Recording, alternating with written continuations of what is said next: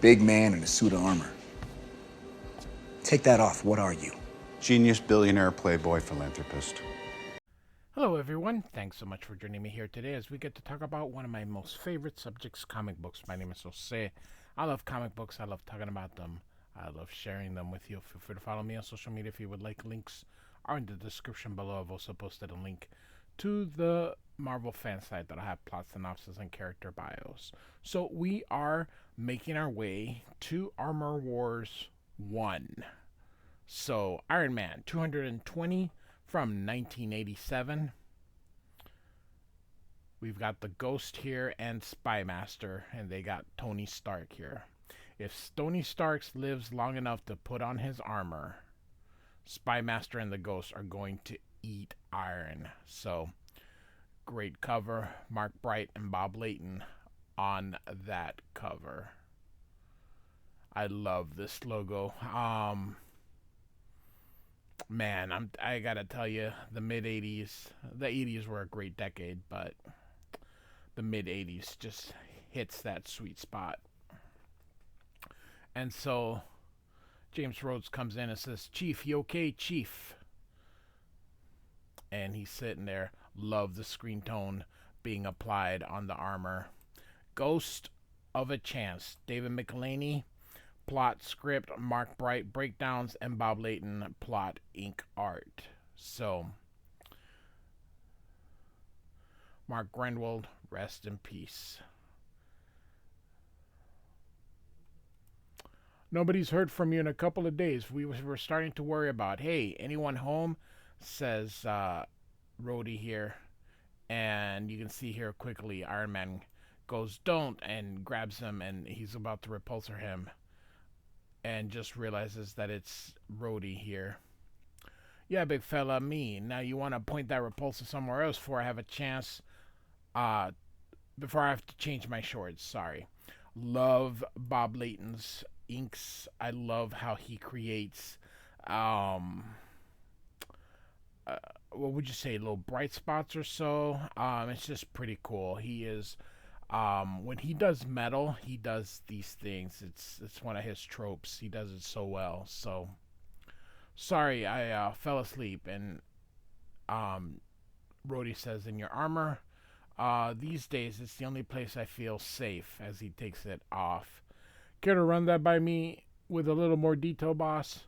It's simple, Jim. Things have gone bad ever since I used all my capital and credit to buy. Love these kind of panels here, where it just kind of cuts off. There's no border. Agutech research and development. So we are gonna get a little bit of what's been happening. So he's gonna talk about his battle with the Ghost. I do have a playlist. I love these issues. I have all of them. And so, since the Ghost can walk through walls and become invisible, I haven't felt secure even with all the guards and alarms at Stark Enterprises. I couldn't sleep. Every little creak or rattle woke me up. So finally, I had to get some snooze. My armor was the only place I felt moderately safe. Sounds grim. Can I help? Says Rhodey. Oh, buddy, I sincerely hope so. I love the flat top too. That is such a 80s thing too. So love, and I know they don't do these anymore. Modern comic book artists don't do that, but it's just kind of cool, these little ticks that people put in different places here and here and here and here. So we are in the West Coast headquarters of Roxxon. So Roxxon is a company that is supposed to be like ExxonMobil. That's what Roxxon is. They're Marvel's evil corporation. So I'm afraid we have a problem with our latest freelance operative here. And so this guy is talking here. The Ghost Fellow has failed to complete his assigned task to destroy Acutech so that we may more easily obtain the beta device they refuse to sell us. Moreover, he has diverged from his original course and has made threats on the life of one of our competitors, Anthony Starks. And so this guy says, "Thank you, Mr.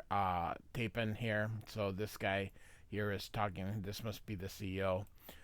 Under the circumstances, having Stark out of the way would be desirable, but to have an operative go renegade to pursue a personal vendetta, well, that could prove embarrassing.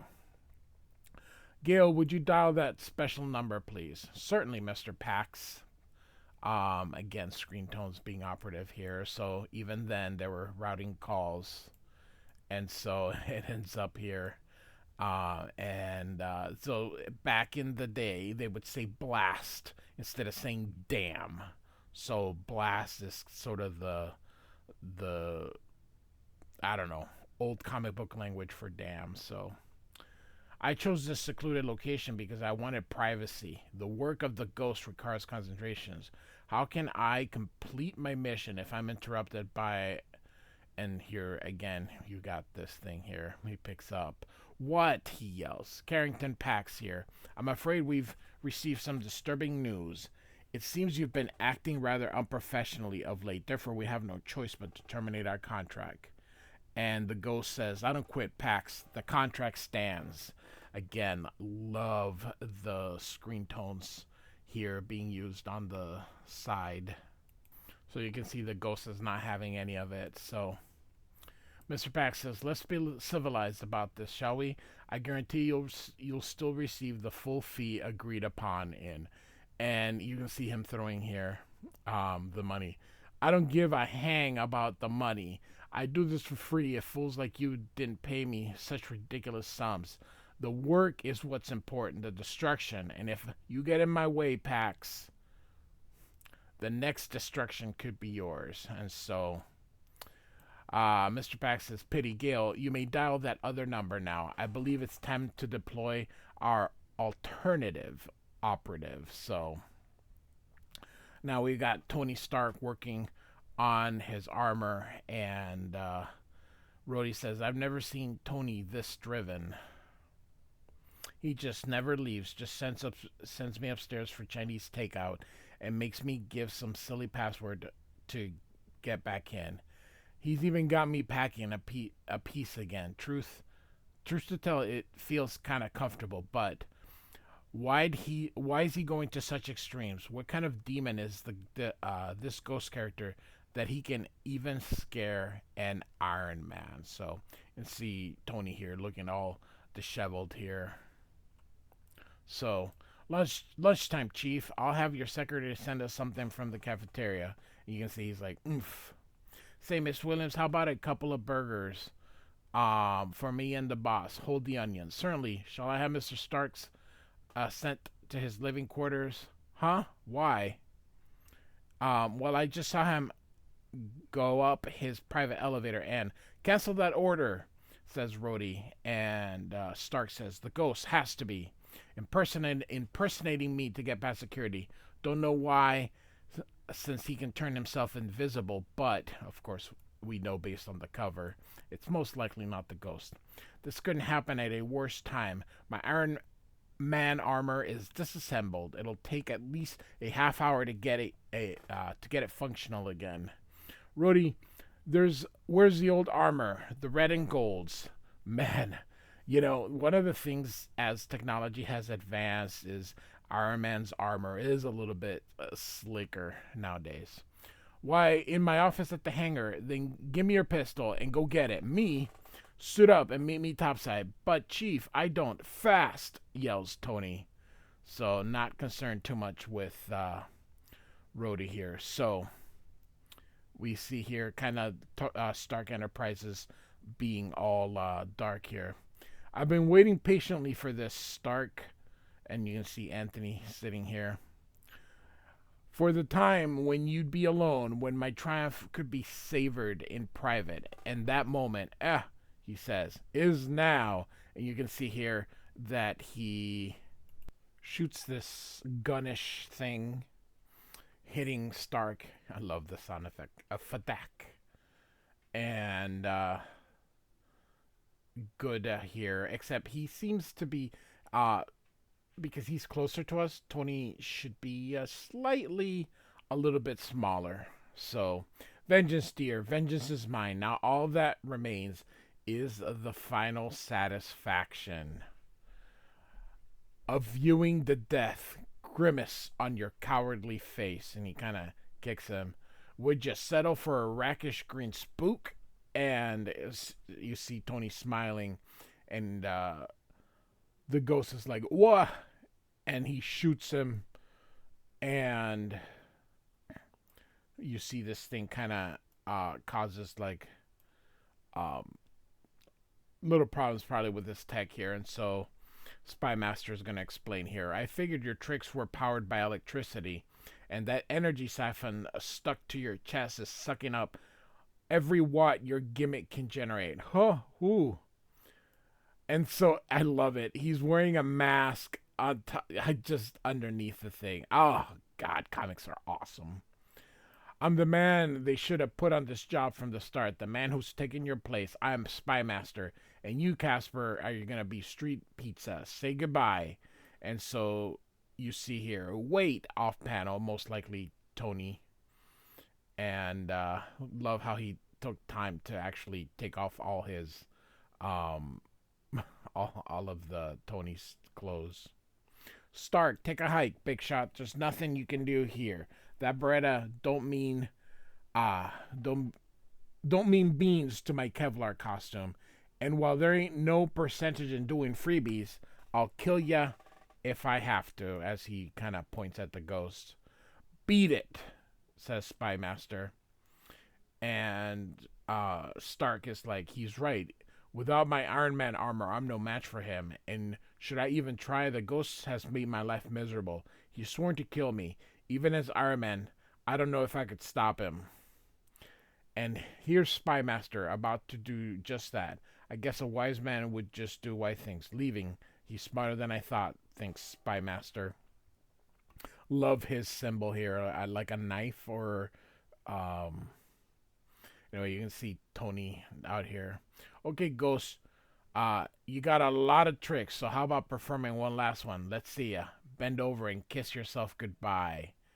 And looks like we're having here, you can see cock click. And finally Tony's like, no, and he starts shooting. And great aim by Tony for someone that doesn't really shoot guns. Hits him right there. You're a fool, Stark. I couldn't let Hitler waste Attila the Hun. If that was the way I could stop it, Spymaster. I may be a fool, but at least I'm a fool who can live with myself. I'm kind of idealist, but hey, it's comic books and we need our heroes to be heroes. So, buddy, in about 4 seconds, you ain't gonna be living at all, he says. And so you see he shoots these things here. Most likely these are blades of some kind. And so, yep, razor discs. So, and Tony says, those razor discs were sharp enough to nick even Iron Man's armor. They'll shred me to ribbons if they connect. That was in issue 210. I do have a playlist, like I mentioned, but I'm not sure if I covered it 210, but I may have. Got to throw his aim off, he says, and he throws this lamp at him. And hope that mine is still dead on. And Ghost is like, this is most fortuitous.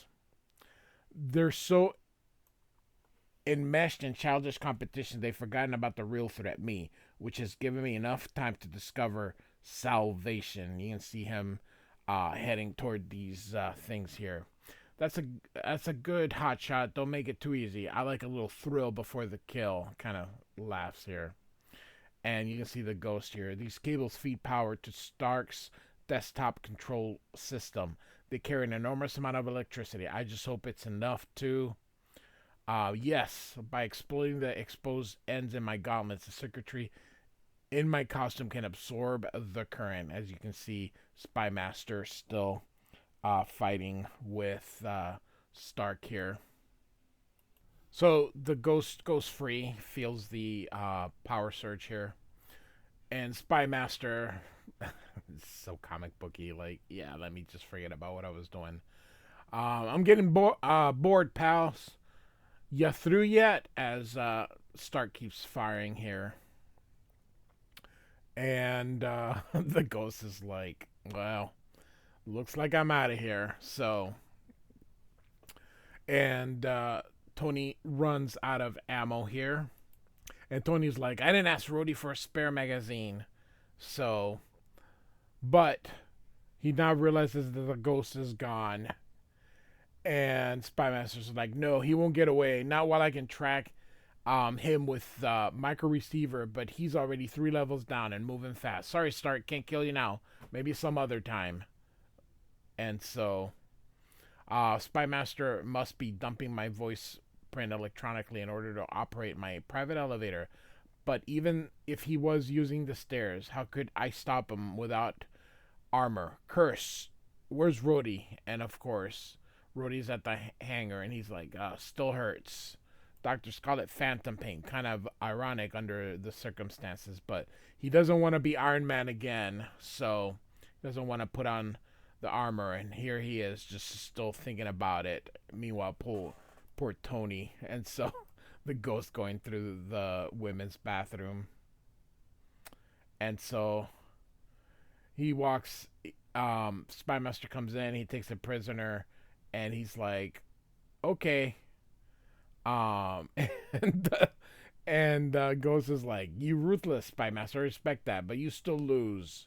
And so, you can see here he makes himself intangible. So this is done with color holds here. These, the blue here. Um, I don't need to see ya. I can track you. And he's like, but how? Have to switch from it invisible to intangible. Try to escape that way. What would the villain say his secret? Oh, I can track you. But, and so sees the woman coming in, so he's gonna go in, and he's Spymaster, and here comes Rhodey finally, and he ends, out of my way. He ends up shooting Rhodey, but of course he puts in the armor in his place. So, Tony asks, "Why aren't you in the armor?" He just basically says, "I just couldn't do it." Um, so Tony's like, "I swore I'd never put my old armor on." So these two are like, "I can't put it on. I can't put it on. I can't put it on." It symbolizes a dark part of my life, a part that's over. It symbolizes the past. And then Rhodey's like, "How about making it to the future?" So suddenly, bakoom, and Spymaster got the ghost here. Um, and he's about to, but Iron Man's wearing the old armor. By the way, I thought the old armor, he must have fixed it, because I thought it when he was on the AIM thing, it had in the space station, it was damaged. So he tells his employers, take it easy, folks. Everything's under control. Spymasters didn't count on facing Iron Man. Between him and the ghost, I could be in some heavy caca, meaning poo poo. And so, but that repulsor blast probably did more than just tear my costume. And if some of my weapons are damaged, I don't know if I can. And then he's like, the ghost says, "Don't draw attention. This is a portable version of my costume's intangibility circuits. It will enable both of us to take a shortcut," and pushes him through the door. And he says, "Hey, that's great. I gotta get one of these gizmos." And he says, "Why are you saving me?" And he's like, "My dear fellow, I'm afraid you misinterpret my intentions. I'm not saving you. I'm killing you." "No, don't take that away. I'm still in the wall." And suddenly he screams. Again, I love the screen tones. And so he's through the wall, and our man goes through, and he's like dead. The disruptive impact of rematerializing in a solid wall was too much of a shock for his system. The ghost killed him, and after I stopped him from killing the ghost. So I might as well have put a gun in his head myself. Wait, there's a device Spymaster was using to track the ghost. Maybe I might have known it. It's been crushed. Now there's no way to find him. A message printing on the long-range communications monitor, and I love that. Feep. You shouldn't have let Stark save my life. That was stupid and humiliating. Now I'm really mad. The ghost. So, no use trying to trace the ghost mystery electronics. He could have sent that signal from the moon. Hey, Iron Man, are you? Oh, was that the Spymaster? He says, none other. And it doesn't end there. Check the screen. Uh-oh, I guess you know he's gonna come after you. He won't have to. Yeah, why not? Because, my friend, I'm going after him. So, love. Look at this. Look at this. Next, the explosive conclusion. Don't miss Ghost in the Machine. Iron Man 219 by David Michelinie, Mark Bright, and Bob Layton. Oh my goodness, these screen tones just look awesome. What a great panel. Like and subscribe. I do thank you for listening. Goodbye.